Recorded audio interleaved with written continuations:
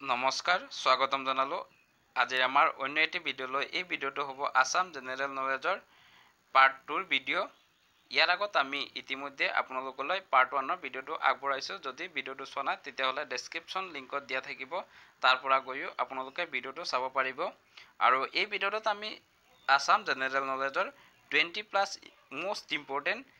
জিকে কোৱেশ্যন আলোচনা কৰিম হেহে ভিডিঅ'টো শেষলৈ চাই থাকিব বুলি আশা ৰাখিছো বলক দেৰি নকৰাকৈ ভিডিঅ'টো আৰম্ভ কৰো আজি আমাৰ প্ৰথম কোৱেশ্যনটো হৈ যাব অসমত কিমান চনত গড় আইন প্ৰণয়ন কৰা হয় ইয়াৰে চাৰিটা অপচনৰ ভিতৰত ৰাইট এনসাৰটো হৈ যাব অপচন নম্বৰ বি 1954 চনত 1954 চনত অসমত গড় আইন প্ৰণয়ন কৰা হৈছিল ইয়াৰ পিছত 2 নম্বৰ কোৱেশ্যনটো হ'ব কাজিৰঙা ৰাষ্ট্ৰীয় উদ্যানে কেতিয়া বাঘৰ সংৰক্ষণ ক্ষেত্ৰ হিচাপে স্বীকৃতি লাভ কৰে ইয়াৰে চাৰিটা অপচনৰ ভিতৰত ৰাইট এনসাৰটো হৈ যাব অপচন নম্বৰ ডি 2006 চনত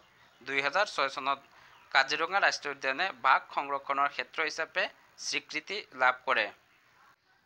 ইয়াৰ পিছত 3 নম্বৰ কোৱেশ্যনটো হ'ব অসমৰ নিগনি চিকাৰী বুলি কাক কোৱা হয় ইয়াৰে চাৰিটা অপচনৰ ভিতৰত ৰাইট এনসাৰটো হৈ যাব অপচন নম্বৰ বি বলুৰাম হাজৰিকাক অসমৰ নিগনি চিকাৰী বুলি জনা যায় ইয়াৰ পিছত 4 নম্বৰ কোৱেশ্যনটো হ'ব আহোম ৰাজত্বকালৰ আটাইতকৈ ডাঙৰ স্মৃতি চিহ্নটোৰ নাম কি ইয়াৰে চাৰিটা অপচনৰ ভিতৰত ৰাইট এনসাৰটো হৈ যাব অপচন নম্বৰ বি তলাতল ঘৰ আহোম ৰাজত্বকালৰ আটাইতকৈ ডাঙৰ স্মৃতি চিহ্নটো হ'ল তলাতল ঘৰ ইয়াৰ পিছত 5 নম্বৰ কোৱেশ্যনটো হ'ব তলাতল ঘৰ কোনজন আহোম স্বৰ্গদেৱে নিৰ্মাণ কৰিছিল ইয়াৰে চাৰিটা অপচনৰ ভিতৰত ৰাইট এনসাৰটো হৈ যাব অপচন নম্বৰ এ ৰাজেশ্বৰ সিংহ স্বৰ্গদেউ ৰাজেশ্বৰ সিংহই তলাতল ঘৰ নিৰ্মাণ কৰিছিল তেখেতে এই তলাতল ঘৰ 1698 চনত খাজি উলিয়াইছিল ইয়াৰ পিছত 6 নম্বৰ কোৱেশ্যনটো হ'ব আহোমৰ তৃতীয়খন ৰাজধানী গড়গাঁৱৰ পুৰণি নাম কি আছিল ইয়াৰে চাৰিটা অপচনৰ ভিতৰত ৰাইট এনসাৰটো হৈ যাব অপচন নম্বৰ সি হেমেনাবাৰী আহোমৰ তৃতীয়খন ৰাজধানী গড়গাঁৱৰ পুৰণি নাম আছিল হেমেনাবাৰী ইয়াৰ পিছত 7 নম্বৰ কোৱেশ্যনটো হ'ব আহোমসকলৰ শেষৰজন স্বৰ্গদেউ কোন আছিল ইয়াৰে চাৰিটা অপচনৰ ভিতৰত ৰাইট এনসাৰটো হৈ যাব অপচন নম্বৰ ডি পুৰন্দৰ সিংহ আছিল আহোমসকলৰ শেষৰজন স্বৰ্গদেউ আহোমসকলৰ শেষৰজন স্বাধীন স্বৰ্গদেউ আছিল চন্দ্ৰকান্ত সিংহ আৰু আহোমৰ প্ৰথম স্বৰ্গদেউ আছিল চুকাফা ইয়াৰ পিছত 8 নম্বৰ কোৱেশ্যনটো হ'ব মটক ৰাজ্যৰ ৰজাসকলে কি উপাধি ব্যৱহাৰ কৰিছিল ইয়াৰে চাৰিটা অপচনৰ ভিতৰত ৰাইট এনসাৰটো হৈ যাব অপচন নম্বৰ এ বৰ সেনাপতি মটক ৰাজ্যৰ ৰজাসকলে বৰ সেনাপতি উপাধি গ্ৰহণ কৰিছিল ইয়াৰ পিছত 9 নম্বৰ কোৱেশ্যনটো হ'ব কিমান চনত ব্ৰিটিছে জয়ন্তীয়া ৰাজ্য নিজৰ দখলত আনে ইয়াৰে চাৰিটা অপচনৰ ভিতৰত ৰাইট এনসাৰটো হৈ যাব অপচন নম্বৰ এ 1835 চনত ইয়াৰ পিছত 10 নম্বৰ কোৱেশ্যনটো হ'ব ব্ৰিটিছৰ বিৰোধিতা কৰা প্ৰথমজন অসমীয়া কোন আছিল ইয়াৰে চাৰিটা অপচনৰ ভিতৰত ৰাইট এনসাৰটো হৈ যাব অপচন নম্বৰ ডি গুমোদৰ কোঁৱৰ আছিল ব্ৰিটিছৰ বিৰুদ্ধে বিৰোধিতা কৰা প্ৰথমগৰাকী অসমীয়া ইয়াৰ পিছত 11 নম্বৰ কোৱেশ্যনটো হ'ব পিয়লি ফুকন আৰু জিউৰাম দুলীয়া বৰুৱাক ক'ত ফাঁচি দিয়া হৈছিল ইয়াৰে চাৰিটা অপচনৰ ভিতৰত ৰাইট এনসাৰটো হৈ যাব অপচন নম্বৰ বি শিৱসাগৰত পিয়লি ফুকন আৰু জিউৰাম দুলীয়া বৰুৱাক ফাঁচি দিয়া হৈছিল ইয়াৰ পিছত 12 নম্বৰ কোৱেশ্যনটো হ'ব পিয়লি বৰফুকন আৰু জিউৰাম দুলীয়া বৰুৱাক কেতিয়া ফাঁচি দিয়া হৈছিল ইয়াৰে চাৰিটা অপচনৰ ভিতৰত ৰাইট এনসাৰটো হৈ যাব অপচন নম্বৰ সি 1830 চনৰ আগষ্ট মাহত 1830 চনৰ আগষ্ট মাহত পিয়লি ফুকন আৰু জিউৰাম দুলীয়া বৰুৱাক ফাঁচি দিয়া হৈছিল ইয়াৰ পিছত 13 নম্বৰ কুৱেশ্যনটো হ'ব ডেভিড এস্কটৰ সময়ত কাৰ তত্ত্বাৱধানত নামনি অসমত মাটিৰ জৰীপ কৰা হৈছিল ইয়াৰে চাৰিটা অপচনৰ ভিতৰত ৰাইট এনসাৰটো হৈ যাব অপচন নম্বৰ এ কেপ্টেইন মেথিউজৰ তত্ত্বাৱধানত নামনি অসমত মাটিৰ জৰীপ কৰা হৈছিল ইয়াৰ পিছত 14 নম্বৰ কুৱেশ্যনটো হ'ব লোকপ্ৰিয় গোপীনাথ বৰদলৈ বঁটা কি খেলৰ লগত জড়িত ইয়াৰে চাৰিটা অপচনৰ ভিতৰত ৰাইট এনসাৰটো হৈ যাব অপচন নম্বৰ সি ফুটবল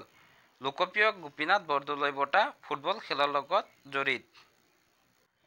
ইয়াৰ পিছত 15 নম্বৰ কুৱেশ্যনটো হ'ব অসমৰ লোকসভাৰ আসনৰ সংখ্যা কিমান ইয়াৰে চাৰিটা অপচনৰ ভিতৰত ৰাইট এনসাৰটো হৈ যাব অপচন নম্বৰ এ 14খন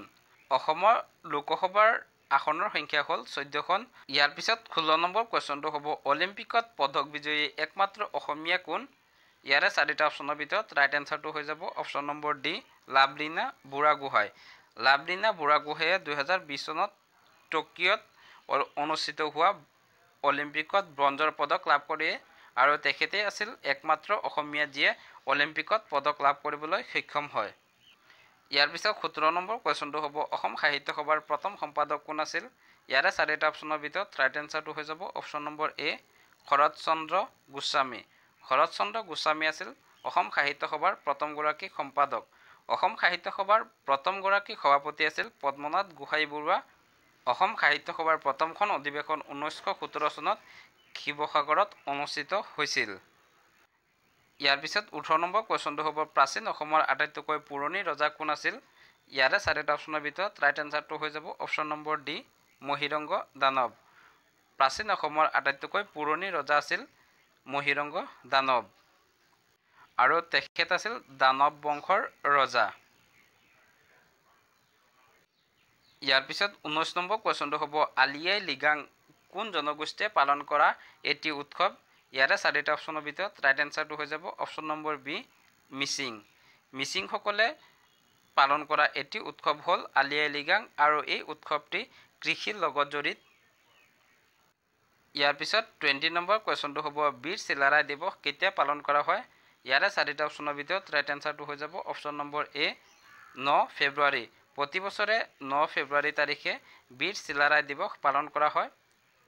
এইখিনি আছিল আজিৰ আমাৰ ভিডিঅ'টোত আলোচনা কৰিবলগীয়া 20টা কুৱেশ্যনখিনি কেনে হ'ল আপোনালোকে কমেণ্ট কৰি জনাব। যদি ইম্পৰ্টেণ্ট হয় তেতিয়াহ'লে কুৱেশ্যনখিনি নোট ডাউন কৰি যাব। ইয়াৰ আগত আমি আমাৰ 1 নম্বৰ পাৰ্টটো আলোচনা কৰিলোঁ আৰু সেই ভিডিঅ'টো যদি চোৱা নাই ডেছক্ৰিপশ্যন লিংক দিয়া থাকিব, তাৰ পৰা গৈও আপোনালোকে চাব পাৰিব। ইয়াৰ পিছত আজিৰ আমাৰ কুৱেশ্যনটো হ'ব অসম সাহিত্য সভাৰ প্ৰথম অধিৱেশন ক'ত অনুষ্ঠিত হৈছিল? ইয়াৰে অপশ্যন এ আছে শিৱসাগৰত, অপশ্যন বি যোৰহাটত, অপশ্যন চি পাণ্ডুত, অপশ্যন ডি গোৱালপাৰাত। এই চাৰিটা অপশ্যনৰ ভিতৰত আপোনালোকে ৰাইট এনসাৰটো কমেণ্ট কৰি জনাওক। ইয়াৰ এনসাৰটো ডেছক্ৰিপশ্যন লিংকত দি দিম, তাৰ পৰা গৈও আপোনালোকে চাব পাৰিব। ভিডিঅ'টো যদি ভাল পাইছে তেতিয়াহ'লে লাইক কৰিব, শ্বেয়াৰ কৰিব, কমেণ্ট কৰিব আৰু ভিডিঅ'টো শেষলৈ চোৱাৰ বাবে ধন্যবাদ। জয় আই অসম।